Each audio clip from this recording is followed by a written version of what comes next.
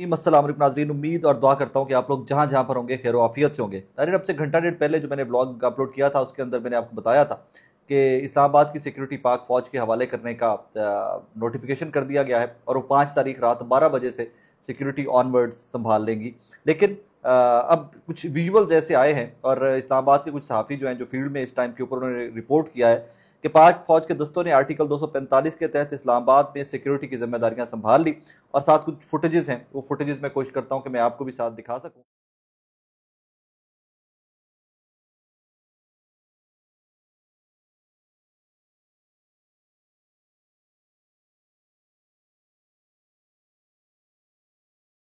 कि पाकिस्तान आर्मी की गाड़ियां हैं वो इस टाइम के ऊपर गश्त कर रही हैं इस्लामाबाद के अंदर हालात को कंट्रोल करने के लिए या सिक्योरिटी को संभालने के लिए और जो मामला वहाँ पर चल रहे हैं सबको सुपरवाइज करने के लिए।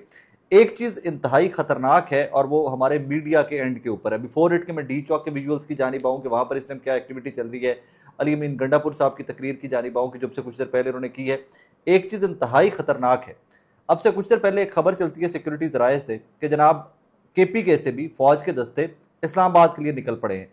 उस खबर की एंगलिंग इतनी खतरनाक की गई है, मैं समझ रहा था और मैं सोच रहा था बार बार कि कौन लोग हैं जो न्यूज़ डेस्क के पीछे बैठे हुए इस खबर को इतना खतरनाक एंगल दे रहे हैं।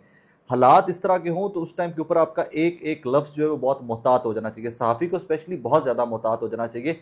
हमारे अल्फाज जो है अल्लाह रहम करे वो कुछ का कुछ कर देते हैं।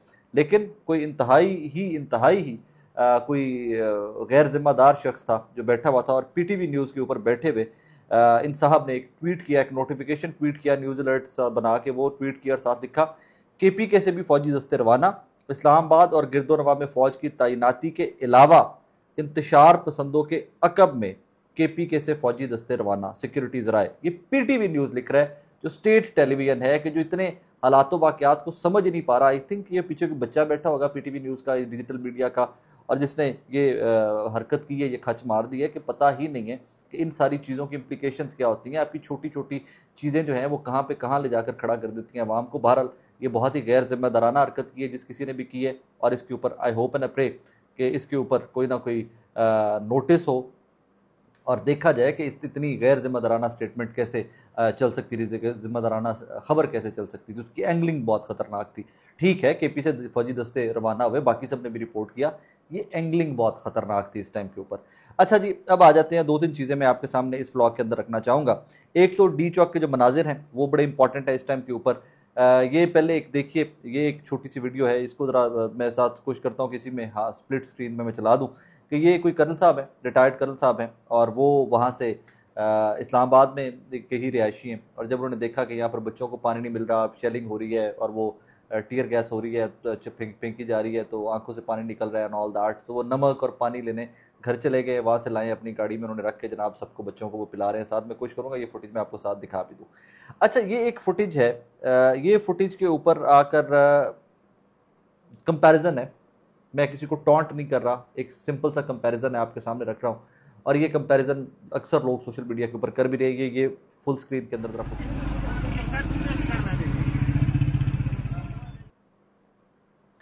एक बुजुर्ग हैं, ज़मीन पे बैठे हुए नमाज पढ़ रहे हैं और दुआ के लिए हाथ उठाए। ये 5 सेकंड की गालिबन फुटेज है और वो दुआ के लिए हाथ उठाए हुए हैं। इसके ऊपर कमेंट्री नहीं की जा सकती। अक्सर लोग पूछा करते थे ना, सवाल पूछते थे कि जनाब कौन सा जज्बा है जो इन लोगों को लिए फिर रहा होता है और ये क्या सोच के इमरान खान को फॉलो करते हैं। अभी रिसेंटली मियां नवाज शरीफ साहब ने भेड़ बकरियां हैं जो सवाल ही नहीं पूछती, उनसे पीछे चल पड़ी हैं, ये एंड ऑल दैट। अब मैं इसके ऊपर कमेंट्री नहीं करना चाहता। इट वॉज ब्यूटिफुल, ये बहुत खूबसूरत फुटेज थी, I just wanted to show you. इससे आगे चलिए, एक और फुटेज है, ये भी ज़रा वही की है कि कैसे अपनी मदद आपके तहत इस टाइम के ऊपर वहाँ पर जो लोग मौजूद हैं उन्होंने हालातों वाक़यात जो हैं उनको हैंडल करना या टैकल करने की कोशिश की हुई है। एक साहब हैं, वो उन्होंने वो डॉक्टर वाला या वो जो पैरामेडिक्स वाला एक हेलमेट होता है वो उन्होंने पहना हुआ है, मास्क मुंह पे पहना हुआ है, टीयर गैस वाला एंड ऑल दैट, वो प्रॉपर अटायर में है इस टाइम के ऊपर। और वो ज़रा फुटेज देखिए, फिर इसके ऊपर थोड़ी सी बात करते हैं।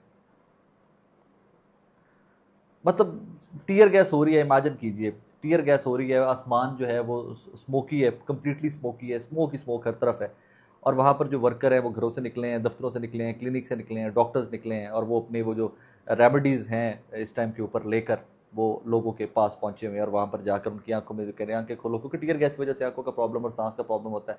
आंखें खोलो, और उनको वो कोई भी जो लिक्विड है उसका असर कम करने के लिए वो लिक्विड जो है उनकी आंखों में वो डाल रहे हैं, वो गन के साथ, जो वाटर गन सी होती है उसके साथ डाल रहे हैं।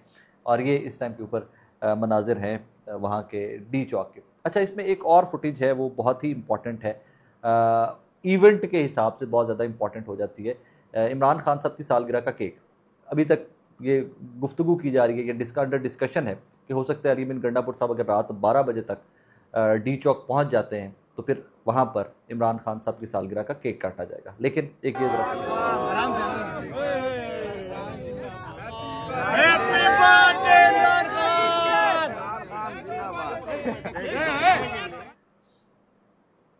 ये भी नौजवान हैं और वहाँ पर मौजूद हैं इस टाइम के ऊपर डी चौक के इतराफ़ में या आसपास वो जो सारा रीजन है वहाँ पर मौजूद हैं, और वहाँ पर इमरान खान साहब की जो है सालगिरह का ये वहाँ पर केक काटा गया।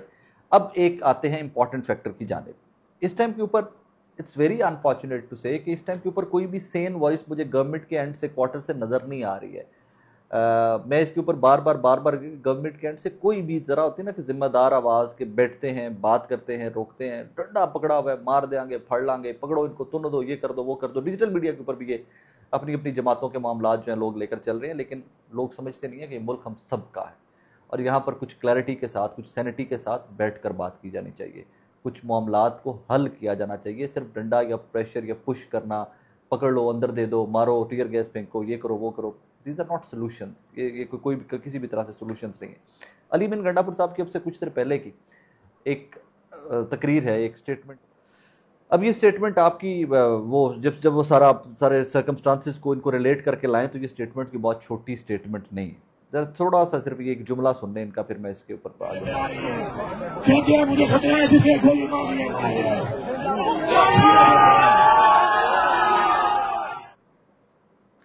बज़ाहिर देखने में आपको लगा होगा कि अली बिन गंडापुर साहब चार्ज हैं, अवाम साथ है, वहाँ से निकले हैं तो क्या हुआ, स्टेटमेंट दे दी। ऐसा नहीं होता। एक पॉलिटिकल लीडर, जो मैं लाखों नहीं कहता, मैं गवर्नमेंट की लाइन ले लेता हूँ कि जी हज़ारों, चंद हज़ार लोग हैं, 10,000, 20,000, 50,000 लोग। तो यार 50,000 लोग, आपको आइडिया है कि क्या होते हैं?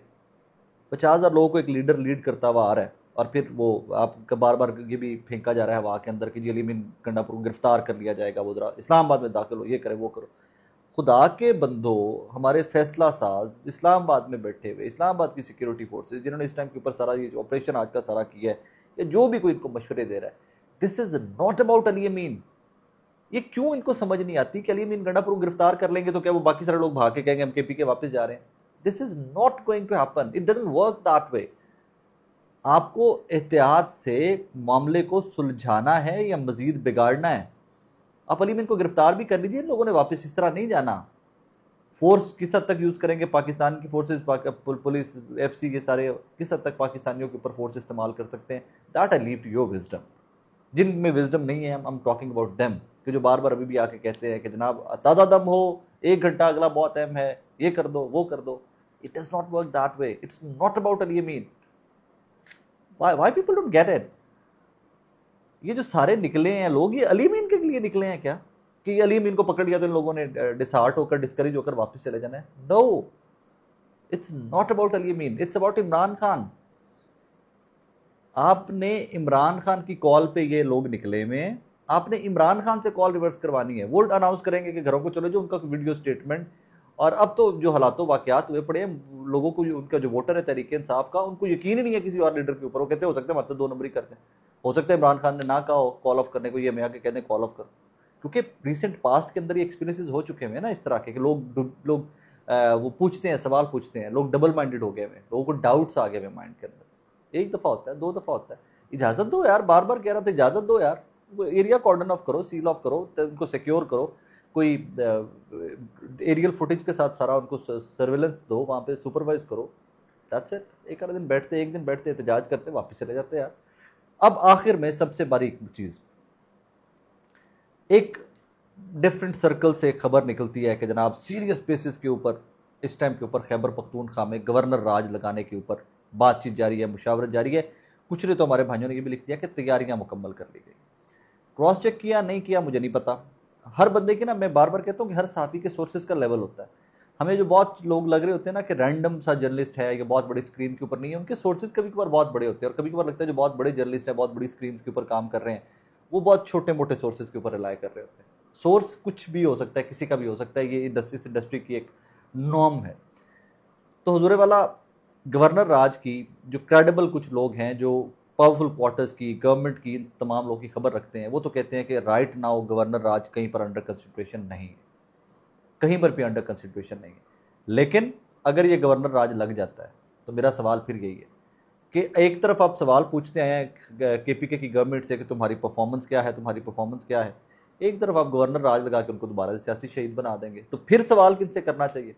फिर सवाल उन फैसला साजों से कि जो अरस्तु बैठे हुए इस मुल्क के अंदर, जो अपने आप को सियासतदान कहते हैं, और हम एक्सपीरियंस्ड सियासतदान हैं, हम इतनी देर की सियासत करते आ रहे हैं।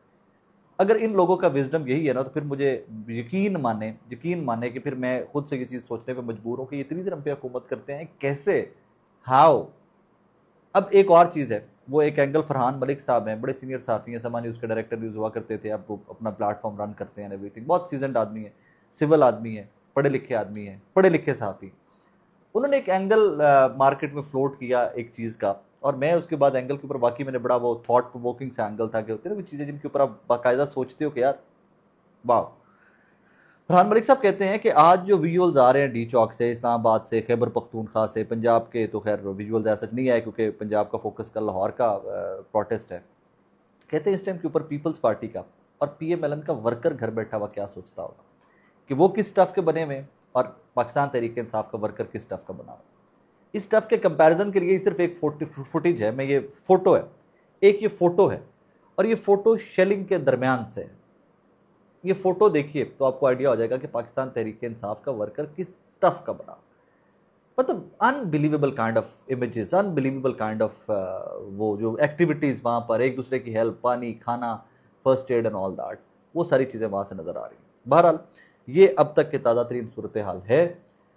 फर्दर इसमें डेवलपमेंट्स ऑब्वियसली होंगी क्योंकि अली बिन गंडापुर साहब चले में,